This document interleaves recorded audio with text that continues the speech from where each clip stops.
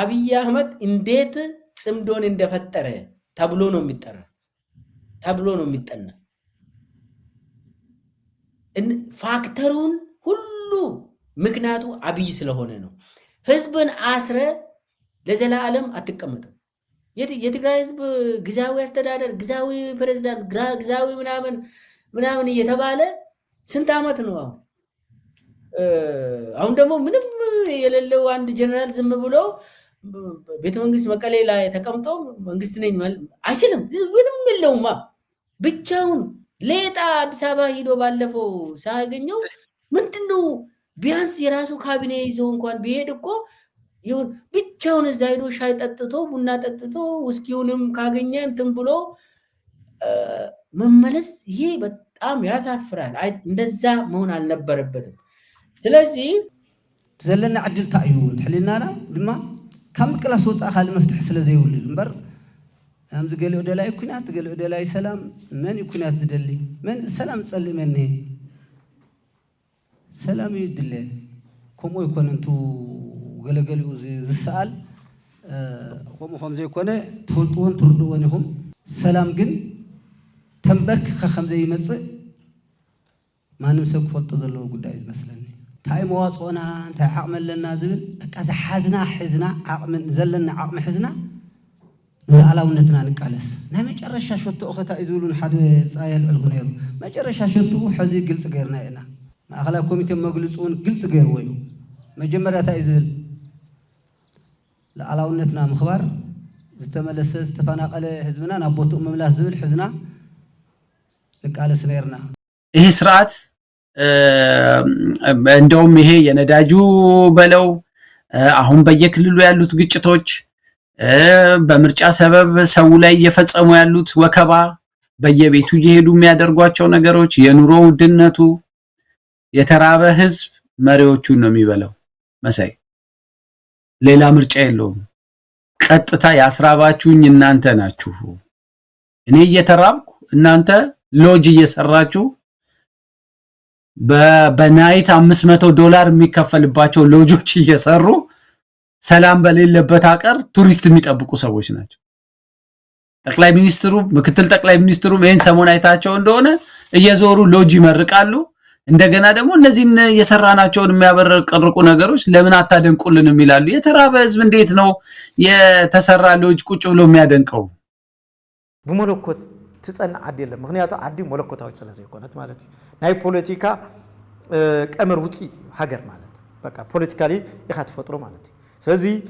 ከይዳ ኢትዮጵያ በትዝኸዶ ዘላ ውጥረት ከም አዱን የተወጽል ክትብተኛ 130 ሚሊዮን ህዝብ ዘሎ ኢልካ ወራራ ይኮን ካን ተዕድመሉ ኣብ ዘይግበእ ካና ተሳገርካ በሐደው ዘይጭበጠ ይኮን ካን 130 ሚሊዮን ዘለዎ ህዝቢ ውሽጣው ጾጎም ይካት ፈትحሉ መጀመሪያ ውሽጣው ጾቱ ይካት ተخورሉ ማህበራዊ ምትሳሩ ይካና ወኖሮቶም ጾ እዚ ይዝባጣጥስ ዘላ እዚ ስለዚህ ዝመጾ አነ ድምረ ቢለ ዝመጾ ዘሎ መንገዲ ደውይሉ ክሪኦ ክላሎ ኢትዮጵያውያኑን ነዚ ከግብሮ ዝኽል ጽንቶ ከገብረሎ ምፍራስ ንዝኾነ አካል ይጠቅም ኢትዮጵያ ትፈርስ ከላስ እዚ ቁጥር እዚ ሒዛ ትፈርስ ማለት ሶዚ ቁጥር እዚ ውሽጣው ሰላም መጀመሪያ ዘልዮ ማለት ቁጥርካ ብዙሕ ይሞና አተዋጋ ውረር ገለው አክሱም ይዘን ስናልፍ አክሱም ገብቶ ወጣቶች በጅምላ ሲረሽን ጸብ ተፋፍሟል አድዋን ይዘን ስናልፍ አድዋ ሄዶ ፋብሪካዎች ሲፈታታ ሲሰርቅ ጸብ ተጋግሏል አዲግራት ደርሰን የመድኃኒት ፋብሪካውን የሚነቀለውን ነቅለው የማይነቀለውን ሲያፈራርሱ ጸቡ ጫፍ ደርሷል ግን የኢትዮጵያ መንግስት ያኔ በዚህም ለመዋጋት ብቃት አልነበረው ውስን ኃይል ነበረ ሽሬን ከያዝን በኋላ ያጠቃውን ጣት እንከተል ነበር እንጂ የያዝነውን ቦታ ያጸናን አንሄድም ይሄ ጉዳይ የተከበረው ምክር ቤት ለዛሬ ዋጋ የለውም ለታሪክ ማንሳት የምፈልገው ጉዳይ አክሱም ወጣቶች ሲገደሉ አድዋ ሲዘረፍ አዲግራት ሲዘረፍ በርካታ ኢንቮይ ወደ ኤርትራ ልክ ያለው የላኳቸው ሰዎች ገሚሱ አሁን ከኛ ጋር ይሉ ለምሳሌ ክቡር አቶ ገዱ ያኔ ውጭ ጉዳይ ሚኒስተር ነበሩ ካንዴም ሁለቴ ኤርትራ ልክ ያቸዋለሁ የላኳቸው ህዝብ ኸይዱ በእና ውሳኔ ወሲኑ ትግራይ አካል ብልጽግና ገይሩ ምስሌና ይመድዩ እዚ ክልተ ነገር ዘርኢ ሓደ ባዕሉን ህዝብ ትግራይ ዘሎ ሚዛን ولا سعري مخانو تزحلف وان بتكبار انترئي قلنا ما بزح دوان زي بستفل علي عزوان كلهم صرحهم زنوري شرحت حتى داخيمي إيلو سلز حسبه ملي خيا إيلو سلز حسبه إيو بينا وسانو سينو تزنور قزيام محدر ببينا وسانه بملكي إيو تمديو سلز حدا زي حقاو مسارة يقولن توعلي فريسي إيلنا ندحر أميننا هوينا نحنا هنا مرازينا نحزم بر مالي الناس بدو دابا غيرو زعما حضره تግራይ ክትሉ ኢሉ ምሕሳው ናይ ድንቁርና ውሳኔ ወሲንቲ ማእኸላይ መንግስትውን ምስ ጥራሕ ዘይኮነስ ተስተቀበለ አካልውን ጉጉይ هو ذو ነገር ነር ኩልተሽ ዓሰርተ ክልተ ታይቢልና ውጥቀት ይብልና ተባሳሰብ ዓይነት ይኾነ ኮዘሎ ናይ ለባ ስትራቴጂክ ዝኾነ ክፍታ ይኮነ ሓሳብ ዘሎ ማለት تقرأ إنه هي توكل بعض نقدر كونيو ناك ما بدأ كونيو بعض نقدر ذي سلذي كودي أنصار كرّاي إنه ذي أو كير كله ساعات صباح دلتا الكاتب بس قاعدين كاتب بلا لا وزخيد نقدرين لا تعطوا ذي تفضل عشان نطلب أكل نايتو لا قدر مكاتب كونيو بلين نساعد بنزل ኣብዚ ዘላልካዮት ሓደ ሕቶ ታየለኒ ብፍላይ ምስ ናይ ዘተ እዩ ናይ ትግራይ መፍትሒ ትብለልኹም ኩሎም ናይ ትግራይ ፖለቲካዊ ሓይልታት ዲሞ ዝክሳተፉ ብናትካ እምነት እኛ መጨረሻ ፕሪቶሪያ ስንፈራረም መቀሌ ለመግባት አንድ ቀን ይቀረን አሸንፈናል ጦርነቱ እንደምታውቁ ያለው ግን ምንድነው መቀሌ መግባት ድል አይደለም ህዝባችንን ማንጠብቅ ከሆነ ተመልሶ ይዘረፋል ተመልሶ ይገደላል ያ ከሚሆን ሰላም ይሻላል የኛው ህዝብ ነው ከሚጎዳብን ይቅርብን ብለን ይወሰን የቲፒኤልኤፍ አንዳንድ ሰዎች ያላቸውን አቋም ሳይ ምን ያክል ህዝባቸውን እንደሚጠሉ ምን ያክል የህዝባቸው በደል እንደማያማቸው ነው የሚገባኝ ድሮም ብያለሁ አሁን ደግማለሁ እኛ እውነት ስላለ በቅንነት ለህዝባችን ማገልገል ስለምንፈልግ ቲፎዞ ባይጮህ ሶሻል ሚዲያው ባይጮህ አክቲቪስቱ ባይጮህ እውነተኛው ፈራጅ ግን ስለሚያይ ማንም አያሸንፈንም ማንም ቲፒኤልኤፍ በኤርትራ ወታደር ዘረፋ እንዳይካሄድበት ስንጠብቀው ኖረን አማራ ክልል ሲገባ ቲፒኤልኤፍ ያደረገው ነገር ያሳፍራል ትግራይ ውስጥ ያሉ ፓርቲዎች ትግራይ በዚህ አይነት ችግር ውስጥ እያለ ህጻጽ መጠለያ ጣቢያ ላይ በዛ ደረጃ ህዝብ በድርቅ እያለቀ በጋራ ሆነው ታግለው ከህወሓት ተጽዕኖ ትግራይን ማላቀቅ ሲገባቸው በጣም በሚገርም ሁኔታ እየተበጣጠሱ አሁንማ ትግራይ ላይ በእያንዳንዱ ጎሳ ውስጥ ገብቷል አይ ቲንክ ሶ ጎሳ ውስጥ ገብተው ፓርቲ መስርቱ ነው ይሄ ደግሞ የበለጠ የትግራይን ህዝብ ድምጹን የሚከፋፍለዋል ለገዢው ፓርቲ ይመቻል የህወሓትንም እድሜ በዚህ መልኩ ነው የሚያረዝሙትና ከዚህ አንፃር እነኚህ ችግሮችን በብርቱ መታገል ተገቢ ነው የሚሆነው ፓርቲዎች ሰብሰብ እስካላሉ ድረስ ችግሩን መፍታት አይቻልም እንተኾነ ግን ከምቲ ብተደጋጋሚ እናገለጽናዮ ጸንሐና መንግስቲ ኢትዮጵያ ኣብቲ እዋን ኩናት ሒዝዎም ዝነበሩ ሸቶታት ሒዝዎም ዝነበሩ ዕላማታት ድሕሪ ስምምዕ ፕሪቶሪያ ይቀየሮም ታ ዝተቀየረት ነገር ታ ብተኽሲ እናተኮስካ ዕላማኻ ምፍጻምያ ተሪፋ እምበር ቶም ሒዝዎም ዝነበረ ዕላማታት ኣብቲ መስርሕ ሰላም ኮይኑስ ንዓቶም ክፍጽም እዩ ሃቂኑ ናይቲ መስርሕ ሰላም ዕላማ ዘላቕ ሰላም ምምጻእ እዩ ኣብ መንቀል ኩናት ዝኾኑ ጉዳያት ቅድሚ ኩናት ዝነበሩ ናብቲ ኩናት ዘእተውና ጉዳያት ብፖለቲካዊ ዳያሎግ ምፍታሕ ኣብ እዋን ኩናት ዝተፈጸሙ ጉዳያት ብሕጊ ምፍታሕ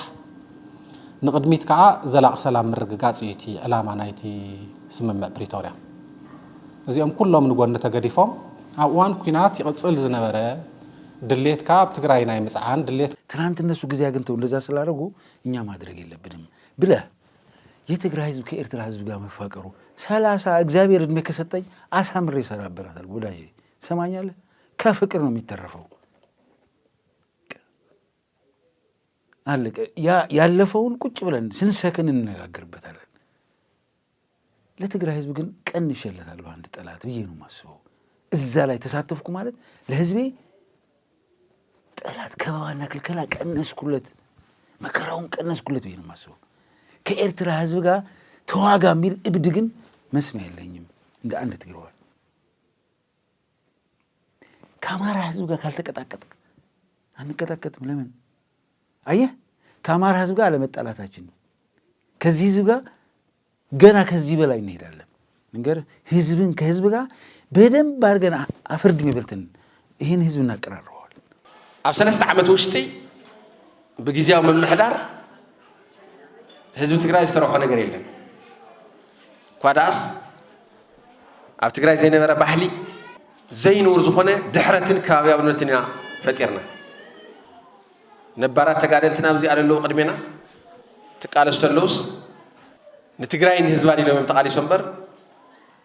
ኣነ ራየታይ ስለ ዝኾንኩ ንራያ ከም መሓድር ኣነ ዓጋመ ኣነ መቐለ እንደርታ ኣነ ዓድዋ ሽረ ኣክሱም ሕመራ ኢሎም የተቃለሱ የተጋደሉ ሕዚ ግን ከባቢያውነትን ድሕረትን መሸጎጢ ዝተገበረሉ ግዜ ነይሩ። ሰብ ብኸባቢ ፍራጅ ስለዚ ንህዝቢ ትግራይ ንቃልሲ ህዝቢ ትግራይ ዘይምጥን ተግባር ኢና ሪና ኣብ ግዜያዊ ምሕዳር ቅድሚ ኩሉ ኣብዚ እዋን እዚኡ ዓለም ኣብ ሓደ ዳርጋ ናብ ሓደ መንደር ኣብ ዝመፀትሉ ኩነታት ኣብ ዝኾነ ጫፍ ናይ ዓለም ብኣውንታ ይኹን ብኣሉታ ዝኽሰት ነገር ንትግራይ ብቐጥታ ይፀልዋ እዩ። ስለዚ ካብዚ ኢና ትሕቶ ንሪኦ። እዚ ማለት እዩ ዝኾነ ሰብ ዝኾነ ስድራ ወይ ትካል ወይ ዓዲ ኣብ 3 ከባቢያዊ ኩነታት ስሪ ኢንቫይሮንመንት ዝበሃሉ ኣለዉ። ማለት ናይ ርሑቕ ፋር ኢንቫይሮንመንት ዝበሃል ኣሎ፣ ኒር ፋር ዝበሃል ኣሎ፣ ኢንተርናል ኢንቫይሮንመንት ዝበሃል ኣሎ። ናይ ርሑቕ ናይ ቀረባ ርሑቕን ናይ ውሽጥን። ሕዚ ነቲ ናይ ርሑቕ ዝበሃል ኢንፍሉንስ ኣለዎ። ኣዳፕት ኢኻ ትገብር ምስኡ ይሃብቲ ኣዳፕት ዊዝ ምስ ኢንቫይሮንመንት እንድሕር ዘይትኸይድ ካብ ጨዋታ ወፃኢ ክትኸውን ኢኻ። ስለዚ ሕዚ ማንም ክጠራጠር ዘይብሉ እቲ ኩነታት ተወዲኡ ድሕረት ኩሉ ይንቀሉ። ሕዚ ከምቲ ዝበልናዮ ዓብዪ ዝነበረ ሰብ ወፂኡ ቪዥዋል ብዝኾነ ይላተም ኣሎ ብዝርአ ዋላ ይላተም እምበር ሓደ ክላተም እንተሎ ኣብ ትግራይ ኣብ መቐለ ኮይኑ ይላተም፣ ኣብ ማይጨው ኮይኑ ይላተም፣ ኣብ ዓድዋ ኮይኑ ዓዲግራት ኣብ ሽረ ኮይኑ ኣብ ኩሎም ዓድታትና ዘለዉ ናይ ትግራይ ኮይኑ ይላተም። በዚ ጉዳይ እዚዩ እንተደልዩ ርሒቑ ክሳብ ንኸዶ ኣብኣ ኮይኑ ክነብሕ ይኽእል እዩ። ርሑቕ ኮንካ ዝነብሕካ ድማ ክሰምዐካ ይኽእል ዘይክሰምዐካ ይኽእል ሰብ።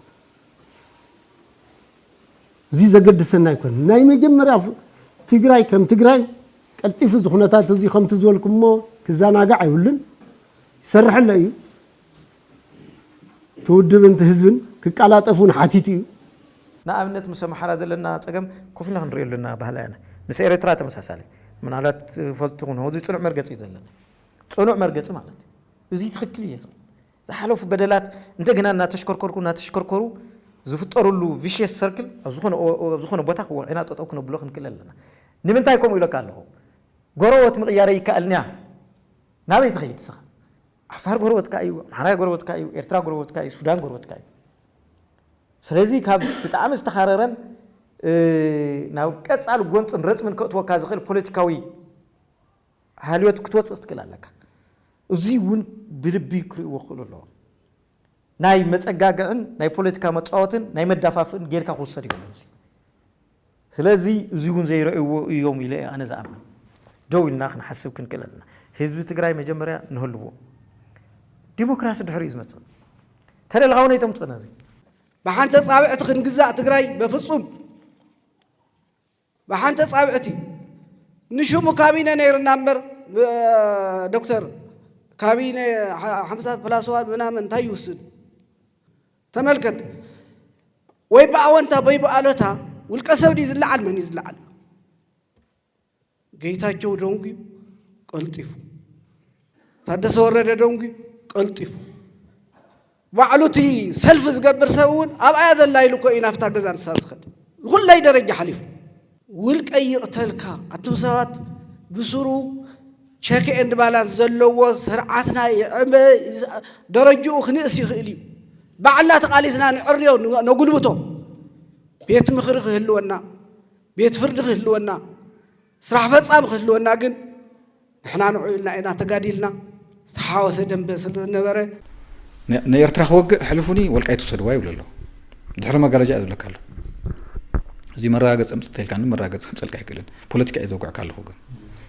زي أنا خولي يتها حجوا ونصني يتها خستاي ويا محرن خمت بقدامي أمحرن بلنا ليلو أمحر بملتاس يمسنا يلا نيكونت والقيت قدر حدث العين أنسخ خاد يلهم تقعين لهم دولنا تقعين لهم بايزوي من كح جميرو منا تمالي جاسوسات ما يبلتقنا قوانت خوينا مزيم نيرترا سراويتم كم غيرو صنيتنا ترجع عنده تو مارشن سوت مستغيره ناول بخام مصاون ناول حلنا هم مصاون مسارح زي مخانون حدا لب منايو ابشيت نغور لنا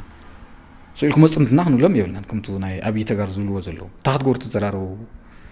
غور تزارو مس محراي يبلو تحت غور تزارو مس إرترا يبلو تاناي بلصقنا ليت ينصارو بلصقنا صلاي يزولو صلايو بلصقنا فتاوي يزولو فتاويو حنا خو يبلو نوزي بوليتيكا بارت خوينو يا نكركنا بدي درس هذا ولا بيلن يمارات يملكت الجواد اللي من النجار كده على يعني زال بزو تكرت على دركم لمن أنت اللي تعلم كنت مكهوات بكل يقرب يالله عند إياكي هجاي بهونه من قدال ترى الزمن كبروسس وبتجمعي مالته ما تقبل على وسنم تلو يالله بزو قدامك عندنا نسا كجزء ما نصار مالتنا كن عنده يتنسى له بهيوت بالله هج قاعد لما يترازموا سلطانه بهيوت بالله هج دمو هيوت يالله سلطان عرز عينور من ميل سلونا تري إذا جاء هونم هيك بعضهم يا ما كركون كسب على مدزات ياكن ده تنصان زبلا ودزي سلاجبان ستيل انتظم يلانيم زبلا بدي سوشيال ميديا وين دمو بميستر ميديا يفعل من عمل بيبالهم كتاتل عدلا بسخون يخون يحمق يصبغ جد سرعة كراجع زخل بهزوي وردين كريم زغل منجس كتكل اللوي ليه حسب ميدياتها نبلنا لنا بيت فرد نبلنا منجس نبلنا بين من دقوا صراحة زكوا أبتكر سرعة طفي زني زكوا صار بيت مخرس لزي الليو أنا نياز مثلاً مخنياتس فتح حسين هزب بخاوين ريلنا بيت مخرن دحر فوريسس من دعي خيد دعم مخترع من دعي نتهز وكيل خزار ولا زخل نترين قصي من يخزار ولا زخل سلازي بيت مخرخ من اللي زبل قبوليهم أنا جن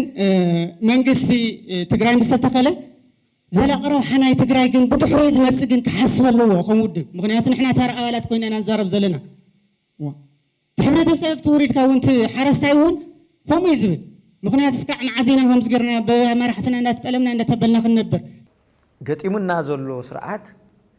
تجراي أنت زيت في أخدكس كم زي دقائق مزنقرن نازل له سرعات تجراي تبحال مالتي تجراي متفق مالت ترجمة تاع مالتي تمريت حنجيرو أسلو مالت يكونن تمريت جن كالت يسفرون ناي ديموغراف لوط يمت خمسة معراو غير وني ترجع عند الله تاريخك يمرزو قانقا يطفئو بحصيرو ፖለቲካዊ ውዳበ አየልወካን ፖለቲካው መንነት አየልወካን ስተበተንካት ሆውን ማለት ረውሐታት ከተረጋግጸሉ ውዳበ መርገጺ ገዛ መትከል ይብልካን ማለት እዚ ይብዝገሩ ዘሎ አውዚ እንድሕር ዘይተራዳዲኦም ትርጉም ይውሉ እዚ ጉን ደጆን ክሪእዎ ክልሉ ታይዶ ኾን ህወሓት ባህለው ዘሐወልተላ ገዛ ደኾን ከውኻ ቦቲ ስምረት ባህለሎ በዚውን ከምዚ የለው እዚ ንዝ ትግራይ ጠቅሞ مرز ولفتني عنتو بشم حقافة في باندخن حقه في بنزل خاي تخكريو تبذ صحف قميت زول حقافة من قستكلونا زبل نبانداتا تي أي ملكتو من نناي مخيت حيلي تاتي زبل تبايتو بعلقو أزو السنة تقني نايت بألف توكال ندي تبايتو قل حزي نايت بألف توكال سلزخنة تبألف تراح أب سلطاني هالليلنا مخت حيل سراويت له خنا قصلوا لنا أب سلطان زلوا خالقنا مخت حيل تاتلو خا قصلوا له مالتيو امبر بشم حقافاي نبانداتات هنقطو عين خلل كاو حنتك نزارو لزنا بانداما بانداي تلامي تطلمو ما متبارا يليون كدع خايخاك بازلو بطرا تلمو كدع تخون كدع تاشم توصل خالي እተዩ ተታሕት ለሎ ብጻይ ግን እዚ አይ መርጻይ በጭራሽ አይ መርጻይ ድፍይ ልልሩሱ ማለት ሃምዛ አይነት ክንገሮ ከሎ ተዘጋጀሞ በቃ ተአት ያኻ ግዛዕ ክባል ከሎ وشت الخونة يدمي بقى قصص صبق بروها يتري اللي بقى سويها لميديا إلنا هو نبلو لنا جزعبي كندو لأكل إنترست عليه هو كلاش حيزو لود إنه قتل خطكوس بمن معين تدليت له أو لعلوت أكلات راح أو لعلوت راح مالته فتوم ما قال له مريحنا راح بر أفتو سراويته تحت له من معينة مسود إنه خدامه مسيزوز له ناي تديف أبل كتكسلو بتشرش يحسب يزي دفيت توم لعلوت مريحنا نايتو سراويت بر نايتو ترى أول أي خانة وتزمو تسمم عنت عرسي غيرنا نتقملو إنا تهايلنا عرسس مراخ تولد يموت أمه تقربت قليت كحسر ملئ خازوريا سفيها دو تبلل على قدميتا نقولنا له حسد صواتك عرسي غيرنا حد عمت تطقمنا له هذا عرسي عرسي مخانون أبكر تلحمون يت الحصان صواون يتهبن نمدلاون يتقمن بوز مصبه راو حاون يلن قال ناي سلام امارات تبرز خفتون خون يقال هذه افتشعو غيزي قدم عنتو زغلصكم فوريسو نمبال اخولات مخنياتات تطقيمنا فوريسو يو اوزي يلنان كنبل زي كالنا لوانا مخنيات كوساننا يز منجي تمنفس ناي تمبارتات ناي حوحات منفسس ناي تግራዋይነት መንፈስ ناي تግራዋይነት መንፈስ ከአባይ ወናሎ ካልኡናሎ አባይቶና ዘሎ መንፈስውን بخوم يزريو أب سالساي ويانون أب كالون زلو مالتي وتص ولا حيل أيهلوني مالتي أيكونه كاب تقراوينت سنة سأله حيل خول خالي نايب على حتى العلو ما تسأله وسو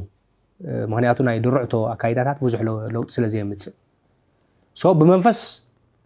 بماننت بتي هلا وماننت تتأسس سريعة تحجة من قصة تيك أير كايرنا هالخا دقيمك خالي خليك السرح يتخيل تحجة من قصتي تمرق حتى تمسفرسو تقرأي ترح زي كونات دقيمات تسرح دقيمات تتعيش كانوا تكلاتون دقيمة ممكن تعيش يوم تقرأي بقى طعم خوينون اشتيا صهب زلا حزب زلا ويا نصو عينة عزات زمزن تخوينون اشتعو نوريو نتقرأي بربعة بحموش تعيش في زوز حوان زصف حوان كللات له نساتهم نتحجة من قصة تقبل كإنتاكت وسيدك كم حدا خلل وسيدك نتقرأي جن زخونو نخوينات مخنياتها زي كونو ناي وصيت كوينات مخنياتها زخونو قدات وسيدك تقرأي كتمقاقلا دقيم كخسر حاجن تخكل يكونا سلازي أب تقرأي زد اللي زلو تقرأي دقيم كمسرح تقرأي بجيوغرافن بديموغرافن نسبة من بركة زعلامو بشمرات أحت ملاقي عزمات أو قدايو أو 10 عامات 10 مليون حزب تقرأي كابزة هلق تطنقيكا استراتيجيكاوي مريحنت غيركا واغا خفيلكا تقرأي نفس روح منقستا مليسكا بدحرينا على خوسانا موساني أنا خبناتي أبزي أون قلت سي لخ خيب أنا هاجر تزوخني مرت السو خمي غيركا كالي دحب كابزو وصا خي خدني انتنكولو ግን ህዝብ ትግራይ መንግስት የለው ተወረረ መሬት ለና አስተመዛይለ ህዝብ ለና እዚና ቦቶ خملሰለዎ بخينات راحنا خنملسن ህዝብ 3 ዓመት ለምን أنا خينات يكون كتب زلو حزبون إذا تقرب من مارس وسيدنا أنا تي نبار بيت مخري نبوتي ملس جزء حليف ندي منام نزل كلتشن 10 سلسلة مسكرة منقستنا تجميرة تشعن 10 سلسلة أول حتى كم تعيسران 4 كينات جميرو سو زين حقو تحقق منقستنا حقني ملكت 3 عامات 4 عامات وكينات نيرة بدحري ببريتوريا ماتيو أفتو بريتوريا خمي فريسو خمي جزء سو خجدفو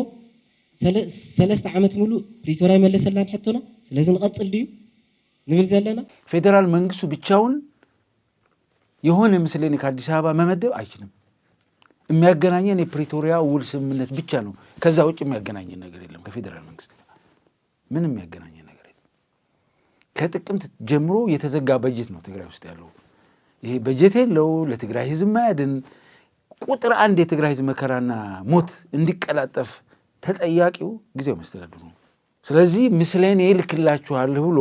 የፌደራል ስምምነቱን ጥሶ የፌደራል ስምምነቱ እንደዛ ስለማይል የፕሪቶሪያ የሰላም ስምምነቱ እንደዛ አይል ከዛ የፕሪቶሪያው የሰላም ስምምነት እንደፈረሰ ጠቅላይ ሚኒስትሩ ራሱ በተደጋጋሚ ነግሮናል እርሱት ፕሪቶሪያ የሚባል ስምምነት የለም የምዕራብ ትግራይ መሬታችሁን አልሰጥም ደሞዝ ከልክለ ነዳጅ ከልክለ በጀት ከልክለ ጀኖሳይድ ኮ ፈጽሙልናዩ ከተሻን 13 ጀሚሩ 8 ወርሕ ሙሉእኮ لفنتاوያን حيلتا تأكبو نهز تግራይ خطفئ قطيطنا كو زغدفو كو يولي ካብ عقمن لاقل ኮይنዎ زي قرطم ابن ኮይنዎ ህዝብ ትግራይ ተጋዳላይ ትግራይ ጅግና ተቀላሳይ ስለ ዝኾነ ተቃሊስዎ እዩ ተሳዒሩ እምበር ብልጽግና ኮ ከጥፈአና ዝወሰነ ሓይል ኮ እዩ ብልጽግና ይተጋገየን ዕላሙኡ ንኽወቅዐሉ ንኽንጠፍእ ስለ ዝደሊ እቱ ምስ ካልኦት ህዝብታት ንገብሮ ዘለና ርክብ ህዝቢ ንህዝቢ ንብልጽግና ሕማም ርእሲ እዩ ካልኣይ ኣነ ከምናተይ ከም ህዝቢ ንህዝቢ ርክብ ብስሩ ድሕሪ ሕዚ ብልጽግና ፈተወ ጸልአ ማንም ድሕሪ ፈተወ ጸልአ ድሕሪ ሕዚ ዝመልሱ ሓይሊ የለን ኣይምለስን ንቕድሚት ናይ ሓባር ጥፍኣት ክመፀካ ስለ ዝኽእል ምስ ጎረባብትኻ ስኒት ምግባር ብዝተፈላለየ ታሪክ ብዝተፈላለየ ማሕበራዊ ምትእስሳር ዓብዪ ታሪክ ዘለዎም ህዝብታት እዮም ዞም ኣብዛ ከባቢ ዘለዉ ህዝቢ ኤርትራ ህዝቢ ትግራይ ህዝቢ ኣምሓራ ህዝቢ ዓፋር ህዝቢ ኣገው ኣብዙ ኢትዮጵያ ዝበሃል መሬት ሲ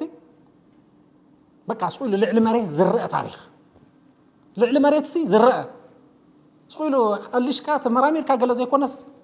ባዕሉ ኣብ መንገድኻ ዝፀንሐካ ብዝሓለፍካዮ መንገዲ ኩሉ ዝፀንሐካ ታሪክ ኩሉ ዝኾነ ነገራት ብሓባር ዝሰርሑ ህዝብታት እዮም ዞም ህዝብታት እዚኣቶም ሕዚ ነንባዕሎም እናተጓነፁ ብሄራዊ ኣጀንዳ ከይህልዎም ተገይሮም ኣለዉ ይድለዩ ኣለዉ ናይ ባዕሎም ናይ ምጥፍፋ ኣጀንዳ ክወሃቦም ዝተነዓቁ ህዝብታት ኮይኖም ኣለዉ ናይ ምጥፍፋ ኣጀንዳ እምበር ታደሰ ኣብ ህይወተይ ከም ሕወሓት ወሎም ከም ጉጅለ ከምዚ ረሳሕ ዓሌት ወሎ ካብኦም ለለ እቲ ዝበለፀ ታደሰ ድብል